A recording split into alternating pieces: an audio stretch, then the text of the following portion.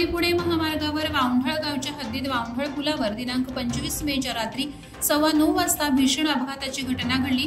यावेळी अपघातग्रस्त कंटेनर पुलाखाली कोसळून एकाचा दुर्दैवी अंत झालाय। मृत व्यक्तीच्या जवळ ड्रायव्हिंग लायसन्स मिळालं असून त्यावर रामचंद्र वर्मा असं नाव असून वडाळा मुंबई असा पत्ता आहे। लोखंडी क्वाईल माल भरलेला कंटेनर पनवेल दिशेकडे जात असताना त्याने एका कारला धडक दिली। ही धडक इतकी भीषण होती की कंटेनर पुलावरून कोसळून दूरवर जाऊन पडला। यात एकाचा मृत्यू झालाय तर कारमधील 2 जण सुखरूप आहेत। माणगाव तालुक्यात इंदापूर विभागात जोरदार पाऊस पडल्याने नदी नाल्यांना पूर आलाय। भात शेतीचं मोठं नुकसान झालं असून गोवा हायवे लगत असलेल्या इंदापूर प्राथमिक आरोग्य केंद्र आणि शासकीय विश्रामगृह परिसरात पाणीच पाणी झालंय।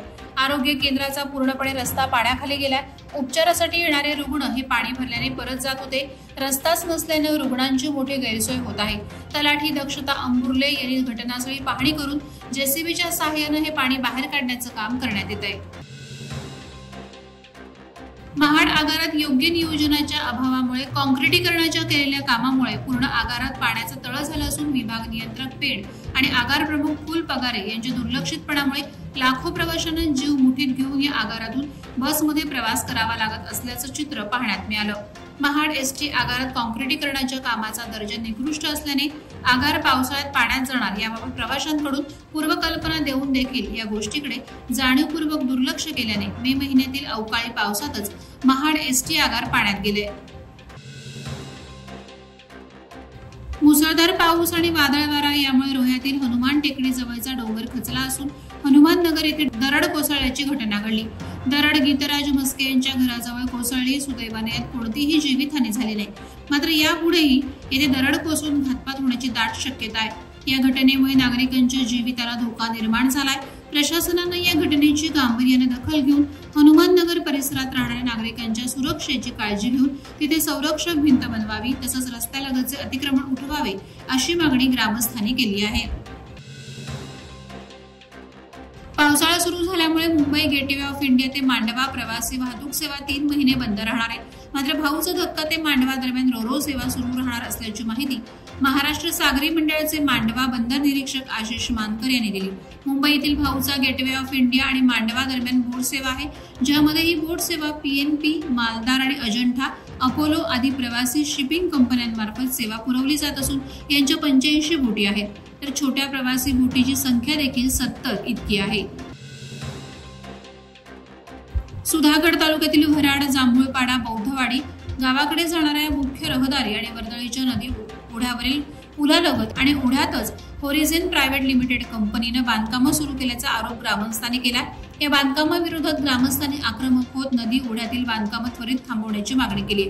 बांधकामं थांबवली नाही तर ग्रामस्थ या कंपनी विरोधात आमरण उपोषण करणार असल्याचा इशारा पाली, सुधागड तहसीलदार आणि पाटबंधारे विभाग, कोलाड, रायगड यांनी उग्र जन आंदोलन देखील छेडू असा इशारा ग्रामस्थांनी दिलाय। शीतला देवी मंदिर आणि मुरुडच्या दिशेने जाणाऱ्या चौल नाका रस्त्याची दयनीय अवस्था झाली। गेली 20 वर्ष या रस्त्यावर खड्डेच खड्डे असून आज तागायत या मार्गाचं डांबरीकरण झालेलं नाही।